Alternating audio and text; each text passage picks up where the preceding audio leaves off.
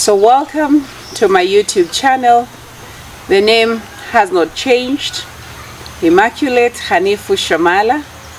I say I come from Kenya, but Africa owns me, because Africa is my pride. And today I want us to speak on a very intimate and a very important conversation about marriage in the African context.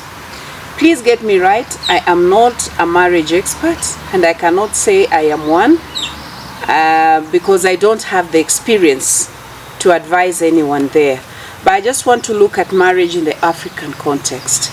And when I look at marriage in the African context, I'm looking at that union, why people came together. In the African context, marriage was seen as sacred, and two families coming together. It's just not two people, two families, two communities coming together and sharing their diversity, sharing their love. So it wasn't about two people. Marriage was for the whole entire community, and that is why you found the community was involved. And in that marriage, there was appreciation. And the appreciation is what I hear people call bride price now.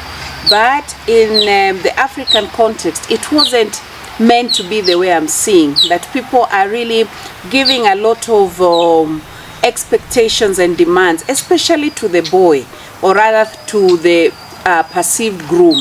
That you must bring this, you must bring that, because our girl is highly educated, our girl, you know, was she's a career woman, whatever those things go on. But what was the essence of marriage? I say is love and bringing two communities together to celebrate their diversity. And in that celebration there was appreciation, and this appreciation was the family of the perceived groom would be able to give a token of appreciation for to the bride's side, to say thank you for taking care of my girl, thank you for taking care of my wife, thank you for taking care of her, that now I have a wife who will expand the community. So it wasn't really economic attachment. It wasn't about selling and buying the way I'm seeing. I'm sorry to say that in the African context it was something that was genuine. But what I'm seeing now and what is happening now, and probably that is the reason why we are having issues on domestic violence and failed marriages, is because we've put high expectations on one side, on one partner, and when they go into marriage they are bitter because what we took them through in terms of looking for cows, goats, sheep, camels, I mean, they feel the pressure, and when they come in that marriage they expect also that that marriage might be, you know, golden. But when the expectations are not met and they remember what they went through in terms of the bride price, and then their conflict begins. So let's go back in time and remember why marriage and why we had something called the bride price.